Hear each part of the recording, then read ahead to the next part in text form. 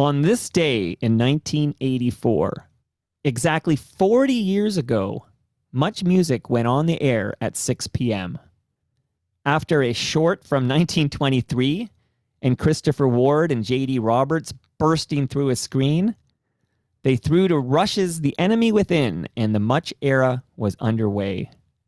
Ed Conroy, FOTM Hall of Famer and proprietor of Retro Ontario, can we talk about how we got there? What's the origin story of Much Music? I'd love to talk about the origin story of Much Music. Have you got a few minutes? For you, I carved out my entire day for this. This is very important to me. The 40th anniversary. Here we are. Yeah, I know. It's a big one, man. I mean, 40th, it's midlife. It's a celebrated number. I don't know what the actual channel is doing for its 40th birthday. I would wager a guess nothing, unfortunately, but we can pick up the slack for them. But before we dive into the origin story, what is that channel now? Like, is that just like Simpsons reruns? What is Much Music today? I mean, I think Simpsons reruns is even retro now. Right. I don't even know, mate. I know it's there. I see it. It's listed as an active channel, but I could not tell you. I know it's not music videos, unfortunately. Okay. They have a big presence on TikTok. Okay. Which also has really nothing to do with the Much Music that we're celebrating today. It's in name only, I think. And look, if you're interested in Much Music, there's an amazing book by Christopher Ward that is out there. There's an even more amazing documentary by Sean Menard called 299 Queen Street West that hopefully one day will be out there. But I got to say, as much as a fan that I am of both of those pieces, neither one of them I felt did a great job of queuing it up, right? Like of telling the origin story. They kind of start from the assumption that you just know what it is and it's off to the races. So I think it's great that we're taking some time out to set it up, right? To explain how we got there. Well, on the 40th anniversary, there's no one else I even considered to discuss the origin of Much Music. You are the subject matter expert, retrontario.com. You've written about this in great detail on your Substack, which everyone should subscribe to the Retro Ontario Substack. So I'm glad that you took some time today for we're going to do an audio history, and I will absolutely have some relevant audio from the time that I'll drop into this episode. So this will be a very thorough Much Music origin story as told by Ed Conroy from Retro Ontario. Take it away, Ed. Thanks, Michael. I always think the best place to start is obviously with Moses Neimer. It was all of his idea. It came out of City TV, which he was the creator of, and the music and music appreciation and music celebration was in the DNA of City TV right from the very beginning. And, we talk about the story really started, the origin story of Much Music. It started even before City TV. You have to go back to the late 60s when Moses was working at a recording studio in Toronto called Thunder Sound, right? He was a business guy. He was sent in to fix this recording studio because they were losing a ton of money, and he managed to turn it around, make it super profitable. And that was mostly because of the jingles industry in Canada at the time. It was, selling beer and things like that, but getting these amazing artists to come in and sing jingles. So Phil Sheridan, I believe, was the engineer that he stole from another studio, brought him into Thunder Sound. Thunder Sound becomes this absolutely, cutting edge music studio in Toronto where all these people want to go record. People like Anne Murray, people like Murray McLaughlin, they all start to hang around Thunder Sound and meet this guy. Everyone's heard, oh, this guy, Moses Neimer, you got to meet him. He's this eccentric guy, media guy. And so that was really where he got to know the Canadian music industry because it didn't really exist until then, right? It was all coming out of, there were Canadian artists, but they were all being managed by people out in New York City and California. And so this was the year zero, really, of what we now call CanCon and the Canadian music industry. So of course, when flash forward, Moses meets this other kind of interesting gang of people, Switzer and his wife Phyllis Switzer and Ed Cowan, and they're trying to put together this over-the-air UHF channel 79 in Toronto, call letters CITY. Moses comes on board. It's no longer just about a cable 10 channel in Toronto. It's got some vision. It's got some big ideas, McLuhan-esque ideas behind it, courtesy of Moses. And the first thing he does before they're on the air, before they've, even figured out what exactly it is they're going to do, he says, we need a theme song. We need a song that is sort of a mission statement of what it is that City TV is going to be all about. And so he looks back at his friends from Thunder Sound and he thinks there's nobody better to do that than Mr. Tommy Ambrose, who at the time, was the number one jingles singer in Canada. And he hires him to come up with a theme song for City TV, which Tommy and his writing partner, Gary Gray, go off, come back with this beautiful yet maudlin song called People City.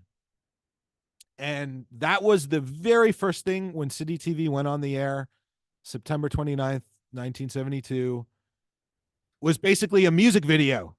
Okay. It was a music video of the city of Toronto with this beautiful song, People City. So I always say the fact that that is what kicked off City TV, it was really a portent of what was to come. Okay. Let me jump in just to let the listenership know that there's you Ed put together a fantastic mini doc on People City by Tommy Ambrose. Well done. I learned so much about that song and the early days of City TV and what it represented. So kudos to you for that great piece on your YouTube channel. Thank you. I mean, it was one of those things where that song, I mean, by the time I was of the age to watch City TV, it was being phased out. Right. But I always wondered what was the deal? Like, what was that all about? And so when I had that wonderful opportunity to do a deep dive on it and interview Moses and interview Tommy, I learned all of this stuff about Thunder Sound and about, all of that information that I just relayed. And it allowed this context of, okay, MuchMusic didn't just come along, because MTV existed, we had to copy MTV. It actually had a very interesting organic life of its own, right? That had nothing to do with America.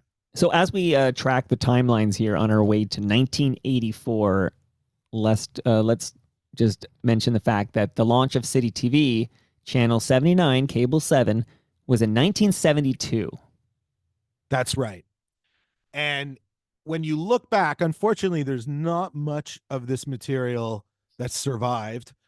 But if you look back at the early programs that were on City TV in 1972, 1973, 1974, a lot of them were music programs. Because again, Moses believed in three tenets of City TV. Okay. He believed the importance of news, the importance of movies, and the importance of music. Those were the three pillars of this channel that was meant for young people in the city of Toronto, which at the time was this very exciting young city experiencing growth. And it was, it's crazy to think about this now, but it was being underserved for those three things. We didn't have a lot of local news. We didn't have certainly a lot of movie options. And we certainly didn't have much music other than, at the time you had programs that were on CFTO, like The Pig and the Whistle or the Abbey Tavern Singers, these really corny programs that were hangovers from the 60s, from the early 60s. they weren't modern at all. So the city TV music programs were very modern. So, my favorite example is Boogie. Right. Was the forerunner of Electric Circus. It was a live disco program that happened in the studio at City TV, and it was live bands, sometimes DJs, and it was just young kids of all different backgrounds dancing, which was remarkable at the time. But there And I'm was also, also, yeah, yeah, go sorry, ahead. I'm just to chime in there. So along with these shows like Boogie, they also broadcast Pop Clips, right? I feel like Pop Clips, which was an American show, but this is a indication of things to come. Yeah. So the other one that was very important was Music City. Was a program that featured a lot of local bands, Okay. and it would sort of give them their break, so they could say, "Oh, I was on City TV last night." And then yes, Pop Clips was a syndicated program that was created by Mike Naismith of the Monkees. Right.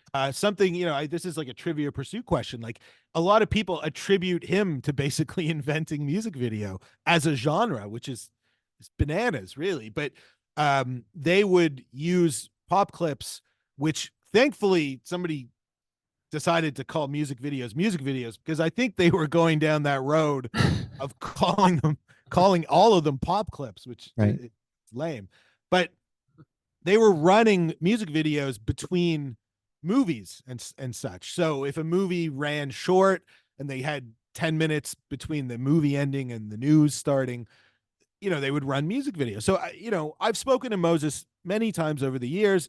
It's very apparent that he knew back then that this was an emerging art form. It was going to be popular. It was going to be profitable, and he wanted to get in on it, but everything at that time was working against him in terms of the Canadian broadcast infrastructure. So Right. all of these things, he was really he was swimming against the tide, unfortunately. Um, I think now we jump ahead. Probably the next most important thing in the gestation that happened was in 1978, which is when Chum acquired basically the largest ownership stake in City TV.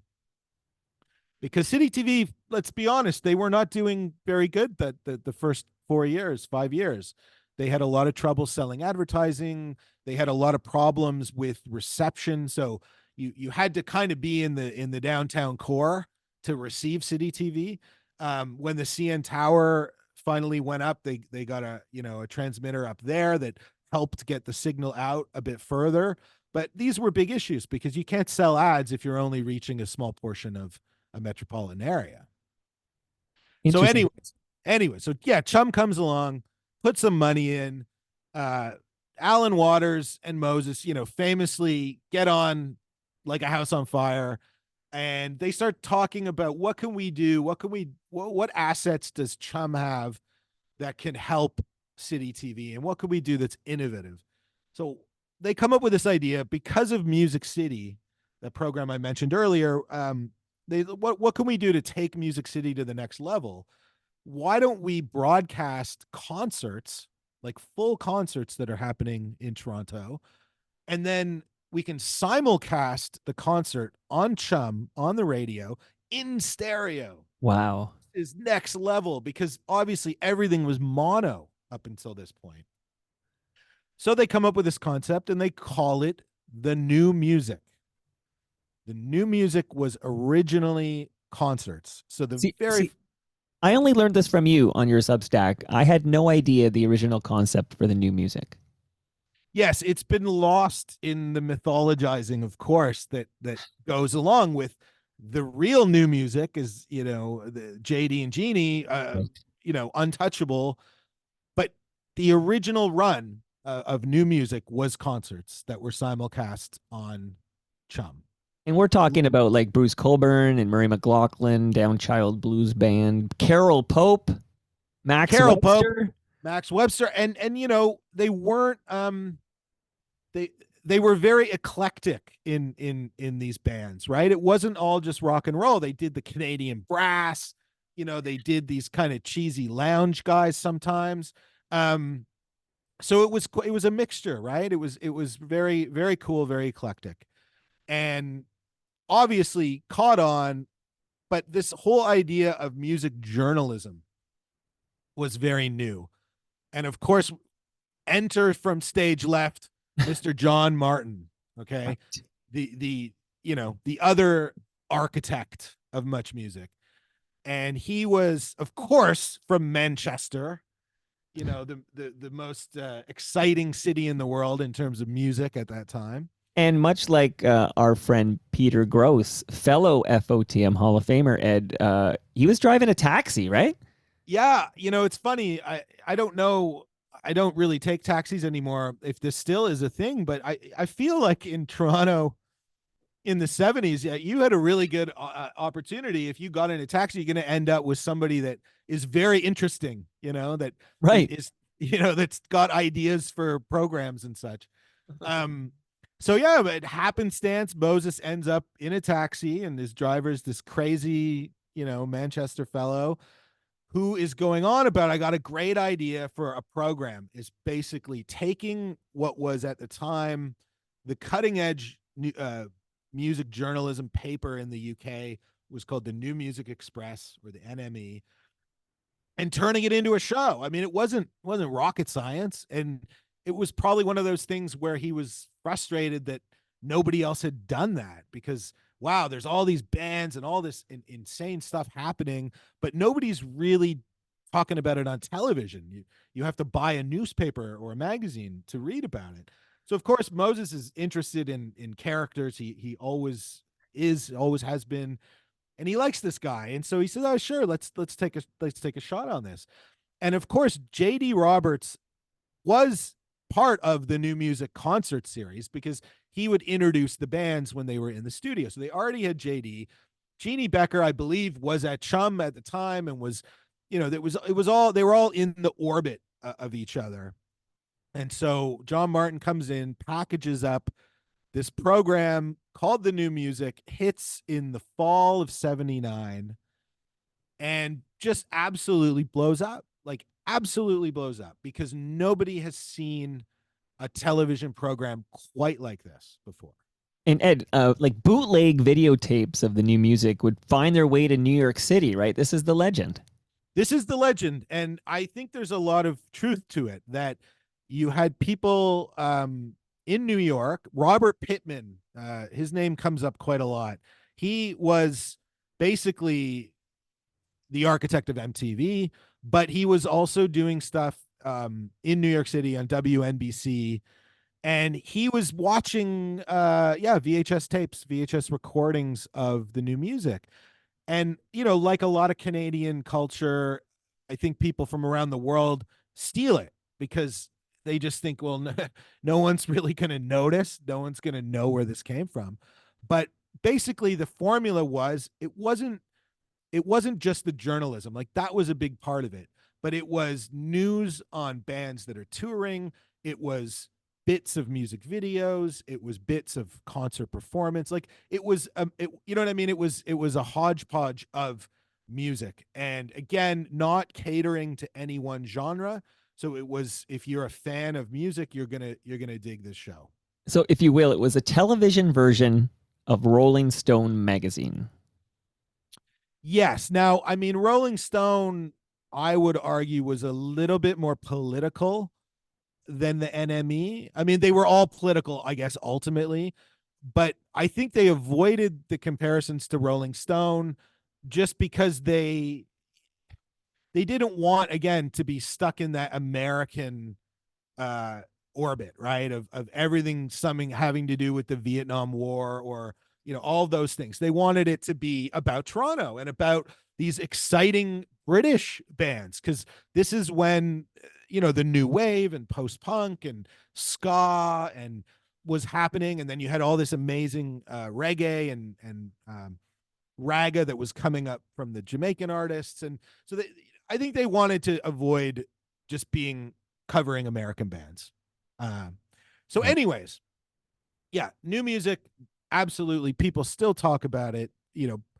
poor old JD. I don't think he's ever going to escape, you know, people reminding him about that because, you know, he always had an eye on being, you know, quote unquote, a serious journalist. But I think he was a serious journalist. You know, he was absolutely doing the work of a real journalist covering those bands in the 70s and 80s in Toronto. You know, I don't see that being any less important than talking about an American presidential election. Do you? No, he should embrace this. And just a quick anecdote is just this past weekend, JD Roberts was in town because he was being honored as a member of the Mississauga Legends Row. And I had the PR person for Mississauga Legends Row reached out to me like, would I attend and cover? These are the people coming. And I look at the list of attendees, and there's some pretty big names there. Simu Liu, a lot of big names there.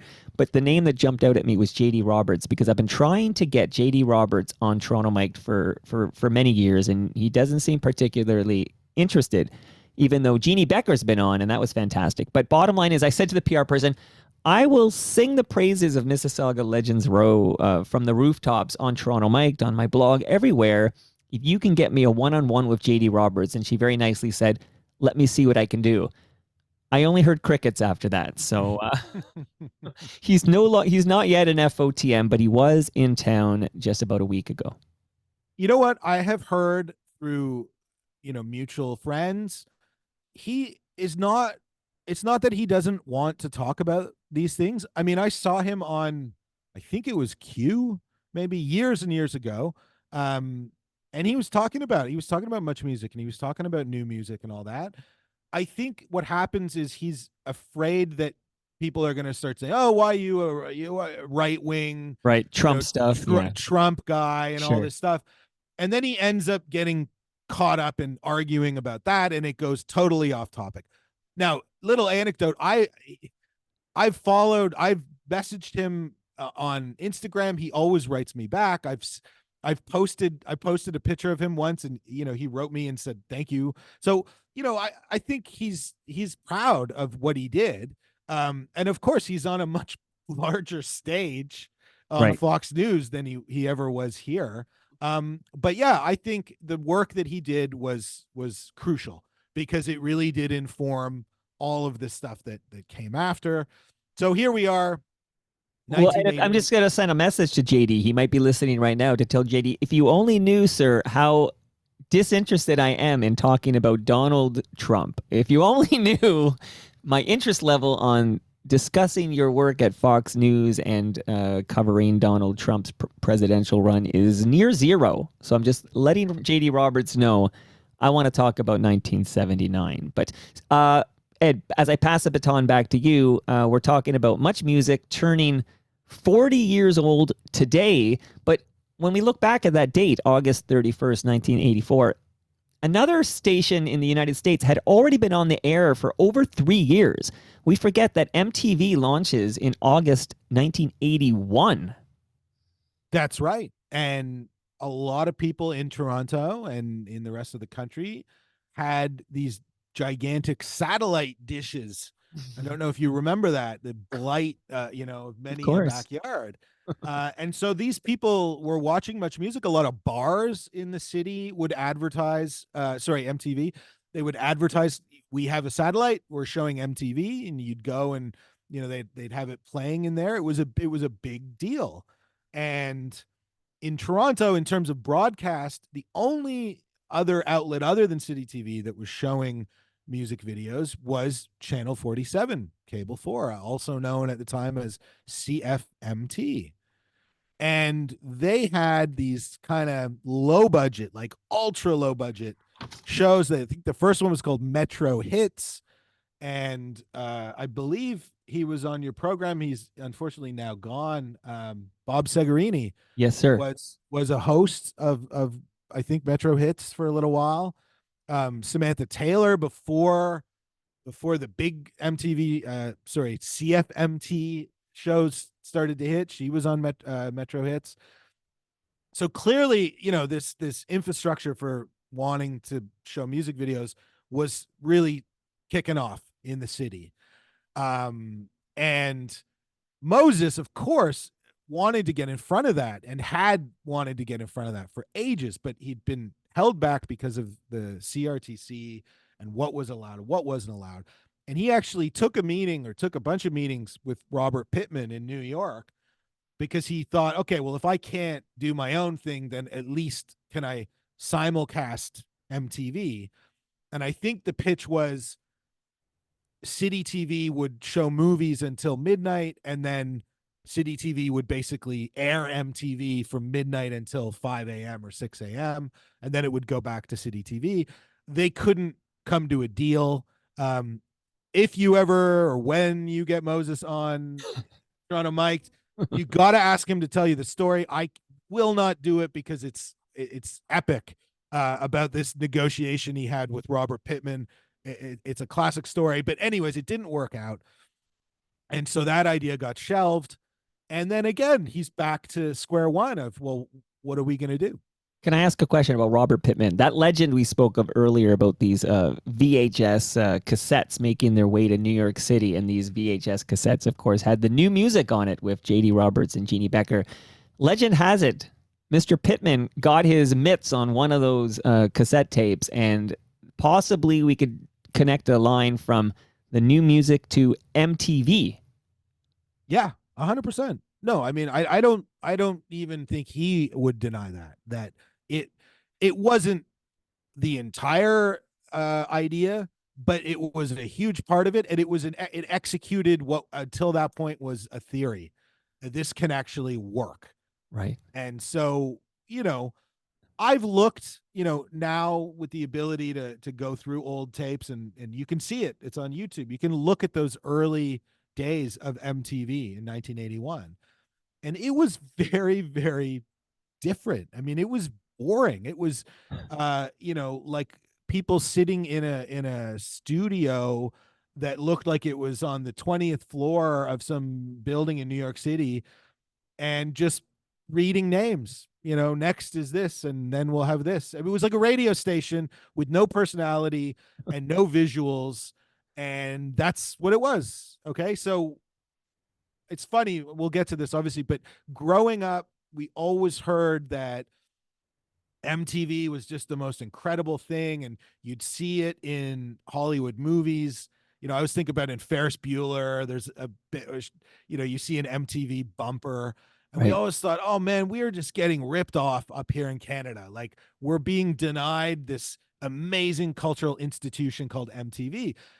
And MuchMusic is just this, poor man's version of MTV. And then here, all these years later, you're able to go back and compare the two of them, and you realize that MuchMusic was the far superior product. That's not just pride. I think that's empirical. I think I invite anybody that has doubts to go back and use YouTube and just compare and contrast and tell me which was the better outfit, Love it. Now, you're not telling the story, obviously, because I got to get Moses on the program to dive into this negotiation with Robert Pittman on bringing MTV to Canada to air on City TV overnights. Because apparently there's as I learned from you, you can circumvent the need for CRTC approval if it happens after midnight. Is it like Gremlins or something? I don't know. I've read so much CRTC paperwork from that era. It's absolutely Orwellian.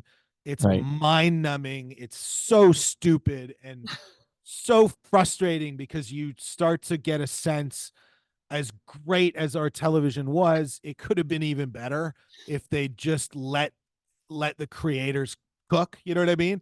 Instead of all of this government interference and all these regulations, which were in theory there to protect Canadians basically from getting swamped in American culture. But I feel it ended up having the opposite effect. So we're about to dive into some of this really exciting CRTC stuff as we're about to hit May 4th, 1983, which is over a year before MuchMusic launches, 40 years ago today. But I wanted to where was I going, Ed? You know where I was going. No, you don't know where I was going, but I wanted to imagine what it was like. You're not speaking of the details, but I feel like they're negotiating, Moses and Robert, tete, they're going at it, and then there's a deal, and then maybe at the last minute, Robert Pittman adds $1 million fee to the deal, and then Moses says, "You're reneging on our deal," and then Robert Pittman is something like, "Pray I do not renege further," and then Moses is like, pardon my French, but is like, "Fuck it, I'll do it myself." That sounds like the end of Empire Strikes Back, but yes, I think it was something similar to that. Okay, so I'll get the details from Moses, but I don't know. Yes, please, That's because how it's I imagine it. That's how I one of imagine it. one of the infinite amount of incredible stories that he can recount with every detail as if you're in the room with him and Robert Pittman. It's wonderful. Okay. But yes, so 1983, finally the CRTC loosens up, starts accepting proposals for pay television, because pay television really is where all this stuff is coming from. This is not basic cable. This is not over the air free cable. This is pay TV where you're paying a subscription. Had existed in America since the 70s with HBO and Showtime. That was another thing, right? Growing up, you heard about HBO and oh my God, they're showing movies with nudity and they're uncut and all this stuff. And we could only dream of such things. Finally, we get this opportunity. And Moses actually goes in to propose a movie channel. He puts aside the music, probably was so frustrated with it all the time. And his movie channel sounded amazing. It was going to be called Premiere, and it was going to be a celebration of Canadian film, but also international film. And he loses that one. He loses that one to Super Channel, who were out west, and First Choice, who were in the east. And then they also allowed a channel on the air called the C Channel. I think we've talked about this before. It was an arts channel that was overseen by Ed Cowan, who was one of the original City TV guys. The idea of C Channel is they're going to show opera and French new wave films and concerts, and it was very highfalutin, I think it might be the word. And really we weren't ready for it because it basically didn't even live a year, and it Well, we're went still away. not ready for it. We were more ready for it back then than we are now. Well, you remember Bravo in the Of course. 90s. That was Moses's attempt to sort of tame the C channel idea. And I think it worked for a little while. And then, of course, I think it probably shows The Simpsons too, right? I mean, there's no boundaries. These channels are meaningless. They have no character anymore. Right. So, anyways, we're getting terribly off topic. We're in the pay TV era in the early 80s. And so now Moses does see a way forward, because now we can get a channel on the air that is 24/7 music, but it'll be pay TV. It won't be a free channel like City. And obviously, we've got the resources of Chum. We've got the team that has produced the new music now. At this point, had been on the air for 4 years. You got John Martin. You got all these characters coming through the doors at City, entertainment reporters and such. And they have a pretty good handle now on what we can do. They take the formula of City, which is, storefront, street front access out in the area, not a studio on the 50th floor like MTV. We're going to be out there at the concerts, at the signings, at the record store, and covering it like City Pulse, basically. The city is your studio. The city, the city is your studio. And before we get too further, so at this point, does he have a name for his 24/7? Well, yeah, that's another thing that the old saying that there's many people take credit for a victory. I don't know who was the actual person that basically probably had Chum written on a whiteboard or a chalkboard, and they started moving the letters around, and Much. That's It's perfect. an anagram for Chum, of course. It's an anagram. A mind blow for some people who never thought of that. Yes, but again, you try to figure out who that person was. A lot of people want to take credit for it. It's a beautiful little thing, artistic flourish. Right. It's the best name, really, when you think about it. It's perfect.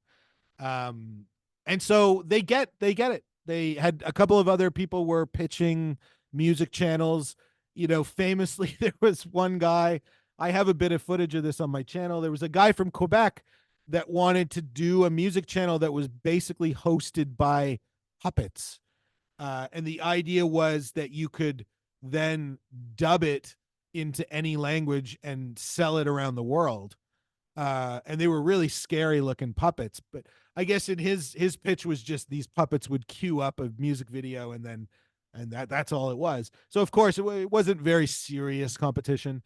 And there is also a demo reel that is on YouTube that was basically what Chum showed to the CRTC that has clips from New Music and City TV and gives them a little taster of this is what it's going to look like. And, you know, they kind of sensed this was an easy one, a slam dunk, if you will. So they started to use the City TV as kind of a testing ground for the kinds of programs that they would show on a theoretical pay TV station that's called MuchMusic. Now, the one I remember most fondly, of course, is Toronto Rocks. So Toronto Rocks exists before MuchMusic launches 40 years ago today.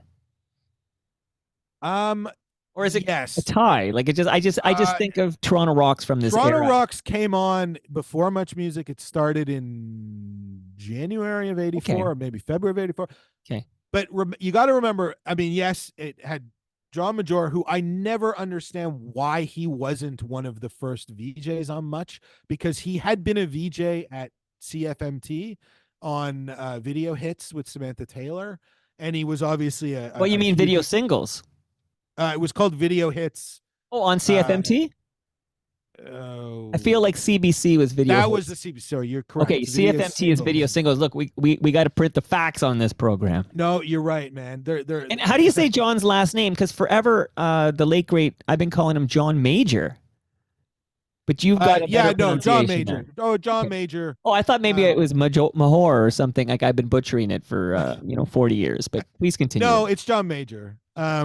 It's John Major. Okay, it's your Scarborough accent, I think. Here we go. Yeah. No, it's no, and Toronto Rocks, I mean, Toronto Rocks was very important because what it did was it allowed people that didn't have pay TV to see music videos. Right, exactly. And everybody has these anecdotes about rushing home to get home for 4:00 to watch John Major. And but it also, yeah, it was that setup was a bit of a test. You also had the Chum 30, which was obviously a radio program, but was also adapted for television, would air on the weekends, was hosted by originally Mr. Roger Ashby in studio. And he would introduce, you know, the new music videos that were hitting that week. The most interesting thing they did as a pilot for Much that gets forgotten about, I think, because there was a lot of stuff happening in 1983 at City. They go out and shoot this thing called I Am a Hotel, which was a Leonard Cohen. I don't even know if you want to call it a concept video or a concept album, but it was basically a 30-minute video with Leonard Cohen. It was shot at the King Edward Hotel in Toronto, where we're going to be soon for the Hollywood Sweet Breakfast. Hello to David Kynes. Shout out to David Kynes. And yeah, it was it remains kind of a very strange piece of entertainment, shot on video, very eerie, beautifully filmed. You know, and it's Leonard Cohen, for God's sake. So worth checking out, because I think that was sort of them saying, oh, we can make our own music videos as well. We aren't just going to show music videos from around the world. We can create them here. And then, of course, you get Bernie Finkelstein and setting up the funding for Much Fact, which was allowing Canadian bands to get money to make music videos, basically. Amazing. And here, before we get to the launch of MuchMusic, there's another program I would love to discuss, because you make a good point. Why wasn't John Major a day one VJ on MuchMusic? Christopher Ward was, and this might be a good time for you to tell us about City Limits. So yeah, that's you know, people want to talk about what was the actual blueprint of Much Music, and I think it's safe to say it was City Limits because all these other programs were important, but City Limits is what captured that essential. If you want to just boil down that Moses City TV ethos of you're showing the control room, you're shooting in the control room, you've got people that are doing a job at the control boards, but they're also appearing in these programs. You've got characters doing sketches. You've got um, obviously Christopher Ward was coming out of Second City, so he knew people like Mike Myers, who's coming in and doing the Wayne character, and just having fun. I mean, I think when you look at City Limits now, it just looks like the best time, man. They're experimenting. They're doing all kinds of cool stuff with CSO and chroma keying in multiple Christopher Ward characters. Right. And they're also, I think what was the hook too was they're showing alternative music videos. So not the sort of stuff you're going to see with Roger Ashby. You're seeing like the weird stuff. And it came on late at night as well. So there was a whole cult vibe to it that you're up late at night and you're hanging out with these people. And so that was the blueprint. You throw in a dash of new music and a bit of this and a bit of that, but really City Limits was the blueprint. Okay, so Um, somehow Moses and the good people at Chum City, they actually get granted this license by the CRTC to start a 24/7 music station. But as you tell that part of the story here, and now I guess now we're back in 1984, early 1984. But who was the competition for that license? Like who almost got the 24/7 music station license from CRTC? well, I don't think there was any real competition. I mean, there was, as I mentioned, the puppet guy. I think Rogers had a competing bid, and then there was a real estate guy. I mean, it none of them. And again, I invite anyone that's super interested to go watch the CRTC video because it's online. It's on my channel. You very quickly get a sense that none of them would have done anything remotely close to what Chum City was proposing. And I would liken it to just a blowout. I mean, like a nuke went off because nobody can even begin to hold a candle to what these guys were proposing. And I don't think, as much as we like to beat up on the CRTC, there was no way they were going to deny this thing from happening. It was like, it was ready to blow. It was that moment in time and you couldn't hold it back any longer. You had to let it go. I would like to experience like a sliding doors moment where the Rogers bid, which by the way was with Molson, so it was a Right. Rogers Molson bid. It was they were going to call it the Music Channel. That wins, and what we're talking about today, 40 years later, about the Music Channel. Well, it's really funny too, Mike, because Rogers now is this behemoth and we're all, annoyed with them and they're in a daily part of our lives, unfortunately for a lot of people. But back then they were this scrappy little outfit, and the television division anyways, they were trying so hard to get in on anything. They tried to launch a kids channel before YTV. They teamed up with TV Ontario for this thing. They wanted to call it Galaxy, and basically it was polka dot door reruns. And they got shut out on that, and they got shut out on the music channel. So they were kind of hurting in that era. But there was no denying the people from Chum City knew what they were doing. They had a plan. They'd proven time and again they could execute all these ideas, and it was exciting. Okay, and if you watch, it's funny because at the time JD Roberts was an entertainment reporter on City Pulse. Okay, he was also the co-host of New Music, but his real kind of bread and butter was entertainment reporter. And so he's reporting from Hull, Quebec for City Pulse. on these CRTC hearings. So it's very fascinating to go back and watch that now. And of Absolutely. course they got it. They got it. They April nailed it. 2nd, 1984. That was the big date. April 2nd, that the CRTC licensed Much Music. Woohoo! And when you think about it, April, uh, April to August is not a lot of time. No. When you're trying to put together a national channel. That was the other thing. City TV was very local, was very focused on local. Much Music was going to be broadcasting and had to be relevant to people from across Canada. And that is a big ask. And the other channels, the other pay TV channels at the time, they were movie channels. So they didn't have any original programming. They were just showing Porkies, you know? Right. So they didn't have to worry about appealing to people from Newfoundland or from British Columbia or from Winnipeg. It was just movies, Hollywood movies. That's all anybody wanted. So yeah, it was a lot of work. There's a beautiful clip that is it actually ends up in Sean Menard's movie, but it came from our YouTube channel.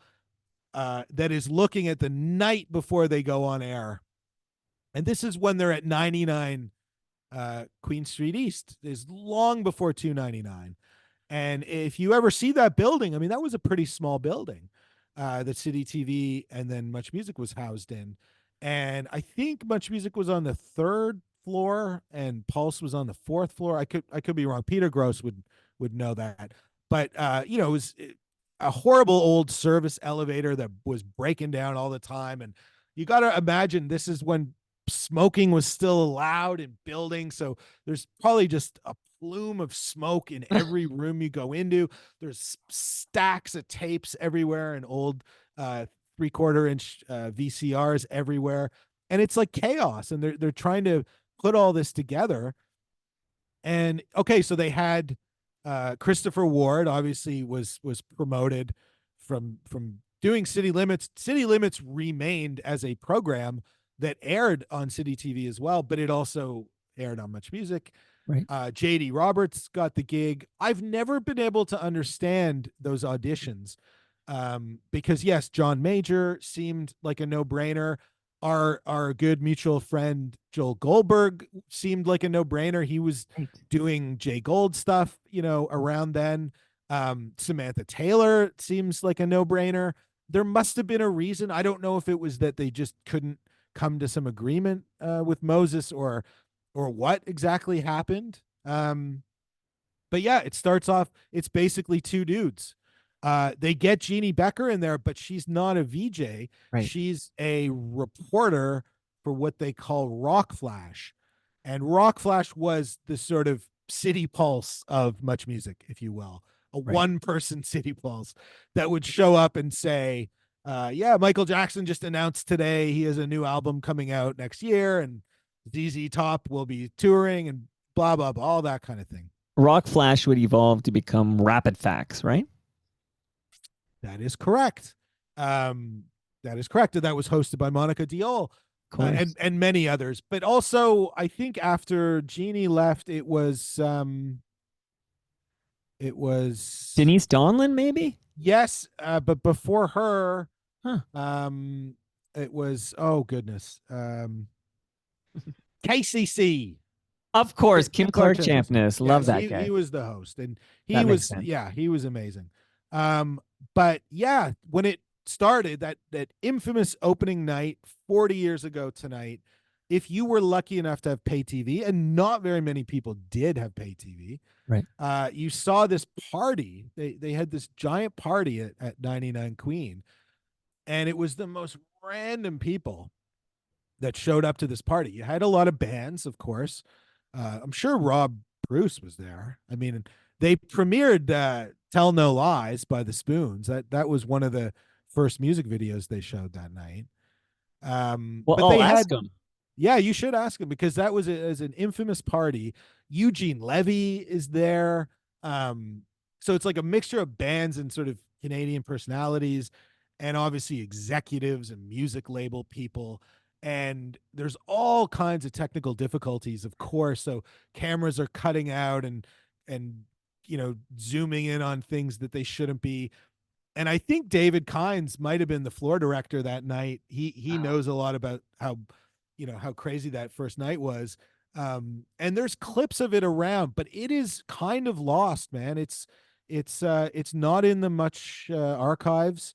And amazingly, you'd think that people that were out there that were music fans, they might have recorded it just for posterity. Yeah. There's a very low quality recording of some of it that is out there, but it's yeah, one of the first things that I looked for uh many years ago. It seems to be lost, but I hold out hope that somebody will turn up with a good recording of it at some point, because I think it would be great to see the whole thing. um Well, if you don't but have it, nobody does. But maybe one day when somebody, I don't know, shout out to Ridley Funeral Home, somebody passes away and they're going through their uncle's old tapes and they go, "Oh God, here it is. I got to call that again." Yeah. Well, no, and I mean, I come across this kind of thing all the time, right? People's dads or grandparents Betamax recordings, and Right. people did a lot of archiving back then. It was like they didn't even know what they were doing. Right. They thought, oh, it's the first night that TSN is on the air. We better record this because I this will did one this. day. If Yeah, they, oh, exactly, last game at Exhibition Stadium, I need to exactly. record this. I used to do. I didn't Yeah. see YouTube coming. No, no, no. And so you have a lot, and of course it's frustrating because certain things, everybody taped the opening of Skydome. Like Right. I've come across like tens of, dozens of recordings of that, Right. but never the opening night of Much Music. So Shout out to Andrew Martin. anyone out there that has that, yeah, get in touch. That needs to be a better recording of that needs to be online. So Ed, I'm a guy, one of those guys who didn't have much music in 1984. So 40 years ago, today I was not watching much music. So I'm curious because I know my OG VJs, many of whom I've had over to talk about it. I'm thinking of like Michael Williams and Erica M. But after Christopher Ward and JD Roberts, who are your first two VJs, and then you mentioned Jeannie Becker's doing the Rock Flash news desk, who comes next? Is it FOTM Catherine McClenahan? Like who is after JD and Christopher Ward? Is it Michael so Williams? it is Michael Williams was technically the third Okay. VJ, and then yes, followed very shortly after by Catherine, who, as you know, there's been some controversy about all of that. I'm not sure why, because it's pretty much out there for anybody that wants to watch footage of the first female VJ on Much Music. It was Well, I know Catherine why because I McCall. talked to her, but it's never explicitly said. And it's funny that I'm going to reference this documentary by Sean Menard, 299 Queen Street West, which I had the pleasure of seeing at the premiere at Roy Thompson Hall. But I don't know what you can say about this, Ed. I'm going to put you on the spot here, but do you have any insight into why it's not available to the great unwashed? And if you missed it, you missed it. Shout out to Bay Bluer Radio. But do you know what the status is of 299 Queen Street West? Unfortunately, on the record, off the record, I Okay. don't know. And it's funny, I was saying earlier about the CRTC, wrecking everything. It's a very Canadian curse, if you will, with our culture, that these wonderful toys aren't we aren't able to play with them Right. because of all kinds of ridiculous things. This one is to do with music licensing and the record labels, and they have some gripes about certain things that were in Sean Menard's documentary. And I obviously really hope it gets resolved, because Sure. regardless of how you feel about that movie, it is a celebration of that era, of that endeavor. Well, not all of those characters, but many of those characters that we all Right. grew up with. There's not enough documentaries that are like it. There needs to be more. And so the way it's been treated is shitty, because it's just going to make it all that much harder to do projects like this. And let's face it, this episode of Toronto Mike that we're recording right now, that is dropping on the 40th anniversary of Much Music, this should not be the definitive audio presentation of the birth of Much Music. Like this 299 Queen Street West tells the story. And hopefully one day it is available and that these music right issues are resolved. But just to put a bow on the Catherine McClenahan thing, so I watched the doc and I can tell you it is never explicitly stated in this documentary. And you know this because your logo is, I can see the Retro Ontario logo at the end of this. So you were involved in the 299 Queen Street West documentary. But it has never explicitly said that Erica M., and it's in her voice, it's never explicitly said that she's the first woman VJ. And I think what happened is, and I know this from talking to Catherine McClenahan, is that she flew from LA to the Roy Thompson Hall premiere. So she was there with me. We weren't sitting together, but we were at the same venue for the same film. And so she's made her way and she's watching it. She's obviously never seen it. And she was hurt. She was hurt that it was never referenced that she was the first woman VJ, even though she was only there a few weeks. She wasn't there very long. She was the first woman VJ at MuchMusic. So you hear Erica M. and she talks about, oh, little did they know who they were looking for was at reception. And she talks about how she starts. So I think Catherine, the controversy is from Catherine being upset that it's hinted or alluded to the fact that maybe Erica was the first woman VJ, even though it's not explicitly stated. And the name Catherine McClenahan is not mentioned and she's not seen in the documentary. So, I mean, I don't know if you asked Sean about that. That's really no, because I had Sean on before I saw the documentary. Oh, so, I gotcha. yeah, Gotcha. Yeah. out of order. I mean, I cannot speak to any artistic decisions that he made. It was right.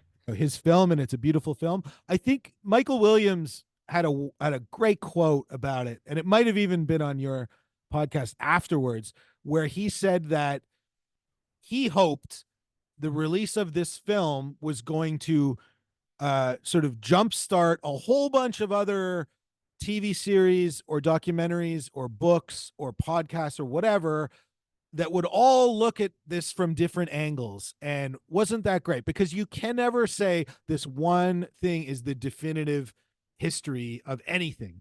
Okay. Christopher Ward's book, for heaven's sakes, it was the first to market, right? It came out long before Sean's film. Yes. It has a ton of stuff about Catherine in it.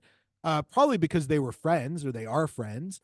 And so I never understood why people sort of latched on to certain things in Sean's film and sort of used it to beat him up a little bit about why didn't you mention this or why, Kim Clark Champness, I don't think is in the film either. That right. doesn't take away at all from KCC's, incredible contribution to MuchMusic. It's just you're dealing with a 2-hour runtime. You can't possibly cover everything. But in terms of a primer, like in terms of something to just sort of reintroduce the legacy, it's pretty bloody amazing. No doubt. And while we wait for it to be available on Crave or wherever, this episode of Toronto Mike will have to do. So 40 years ago today, MuchMusic launches. That's right. And, facts, you already mentioned it. There's UB Blake, which I guess was the first pop clip right. that John Martin, apparently much to the frustration of Moses and everybody else, you really, like, we've spent all this money and all this time, you're going to show this weird old black and white, like, soundy. And it messes up the trivia, the barroom trivia, because we all talk about the Buggles, right? A video killed the radio star. Oh, the first video aired on MTV. Yeah. But now you do the barroom trivia, and many people will mention Rush's video, the Enemy Within, and they'll be wrong. Right. And even Spoon's Tell No Lies. Tell No Lies, I believe, like, if we're getting really into the minutia here, it was the first premiere. Right, like Rush, The Enemy Within had been shown elsewhere. Okay. But Tell No Lies, it was the first time it had ever been shown. Wow, and that's a wild video, man. I mean, I adore that video. Great, great video, great song, and we, dogs wearing 3D sunglasses in an airplane. Like, what is that all about? I don't know, but. Wow. So they're on the air, and, if you were watching that first day, you could see videos by the Cars, Elvis Costello, Van Halen. So it's happening. MuchMusic has launched 40 years ago today. What were do you know what the early reviews were like for the critics that were tuning in that day? Do you know what people were saying? Yeah, I mean, there's a lot was written about the Moses aesthetic. What we all just take for granted now was still very cutting edge then. The idea of showing the apparatus, showing people that were filming it, filming other people that are filming it, videographers, um, all of that postmodern production was all very new and exciting. This is before 299, the whole idea of the building that shoots itself. This is still, the living movie era of Moses's artistic journey. So it was exciting. I think the issue was more that there just wasn't very many people watching it because of how expensive pay TV was. I think it was 16 or $17 a month, and you got it bundled with TSN and First Choice Super Channel. Right. But this is 1983. This is, there's recessions starting to happen, and that is, as we see now. Like, what do people say? Get rid of Disney Plus. You just didn't go into the world of pay TV if you were struggling to put food on the table. So Much Music didn't go onto basic cable until 1988. Right. So, we talk about today's the 40th. Of course it is, but it really didn't become accessible until 88, which is kind of amazing. And that is something that neither Christopher Ward or Sean Menard talked about even once in their respective works. Right. Not that maybe that's not an important thing, but I always thought that was interesting. Another thing that to me is huge that neither of those guys talk about is how Mark Daly was the voice of Much Music in the early days.